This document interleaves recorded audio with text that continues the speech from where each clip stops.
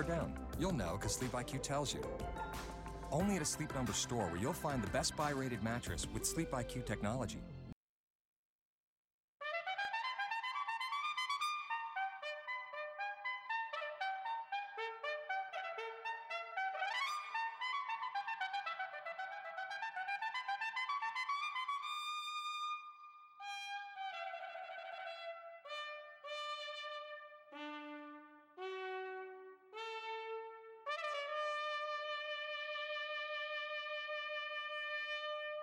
Good morning and happy Mother's Day. I'm Charles Osgood, and this is Sunday Morning. We have many stories about motherhood to share with you this morning, including the tale of a storybook mom. She devoted her life to the gift one of her two sons left behind, a gift that has given hope to many another mother and child since, as Tracy Smith will be telling us. David Saltzman never dreamed his book would become a kid's classic, much less a bestseller. But his mom had a plan. She's like a benevolent Terminator. She will not be stopped. And she gets what she wants. And she gets what she wants. I know it sometimes drives the rest of my family crazy. You're a little driven? I am a little driven, yes. The power of a mother's promise, ahead on Sunday Morning. Next. And he danced his funny dance. What do you think he'd think of Mom up there wiggling? He would say, you know, she's always been nuts. A story for the books. The story our storybook mom has to tell involves a talented son and his remarkable creation, a book for children that has long outlived him. Tracy Smith begins at the beginning. If there really is such a thing as a storybook life, Joe and Barbara Saltzman seem to have it. In the early 1960s, they lived and loved and worked and played in Southern California. But the real magic happened when their sons arrived, Michael and then David. Growing up, they were just so darn cute. And they always got us aggravated and annoyed. And in the end, they were just such delights. They made our lives so wonderful. Life, of course, wasn't always perfect. It never is. But for Barbara and her boys, it was close enough. Dad taught journalism at USC. Mom was an LA Times editor. And the kids did okay, too. After graduating Yale, Michael Saltzman made a name for himself in the TV business, writing and producing shows like Murphy Brown and later Mad Men. Little brother David went to Yale as well, but instead of TV, he wanted to write children's books.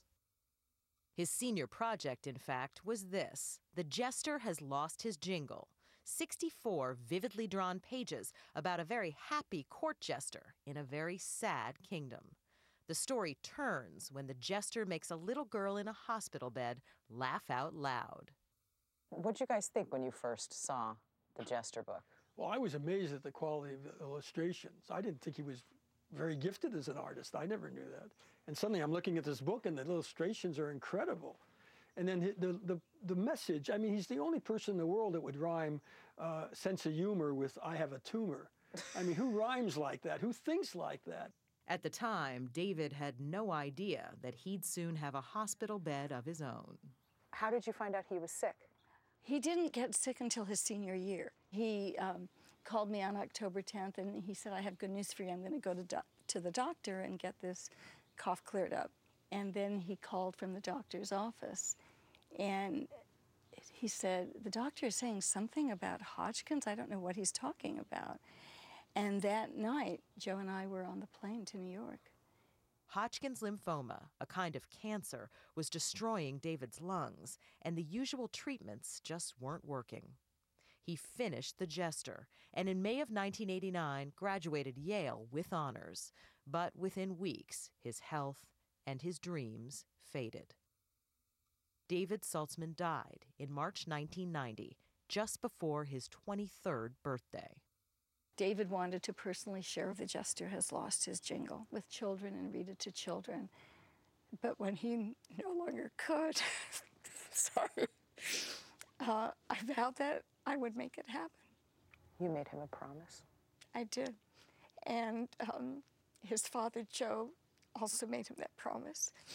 And his brother, Michael, that we would see that the book would be published as he envisioned it, and that it would be given free to every child in the country with cancer.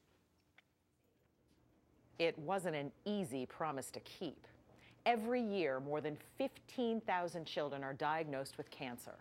But before the Saltzmans could even think about giving the book to kids in places like this, they had to find someone willing to publish it. We took it to all the publishing houses, and we were told it was too long, Rhyme doesn't sell anymore, it's too expensive to make, and my mother felt all of that was wrong. Undaunted, Barbara convinced Joe to use their house as collateral, and the Saltzmans published the Jester themselves. She's like a benevolent terminator. She will not be stopped. If she doesn't get the answer she wants from you, she'll keep asking until you give her the answer she wants. So off they went, our fearless two. In the 20 years since, Barbara has taken the Jester to every hospital she could find, to every children's cancer ward, and to every bedside. Today, it's a bestseller with more than 250,000 copies in circulation. But you can't measure the book's value in numbers alone. Better than medicine. Mark Caton is a pediatric surgeon at New Jersey's Goryeb Children's Hospital. He was also David Saltzman's Yale classmate. I've seen this help a lot of people and put a smile on their face. At times when you wouldn't predict people should be smiling. Whenever I feel like crying, I smile hard and For whatever life they have on this planet, that book makes them laugh. Every night they go to bed laughing. Maybe they don't make it, but the time they have on Earth, they've had a wonderful experience, and that's what this is all about. And he walked his funny walk. And he danced his funny dance. What do you think he'd think of Mom up there wiggling? he would say, you know, she's always been nuts. Whatever it takes to fulfill that promise, right? And basically, you know, short of hooking on Hollywood Boulevard.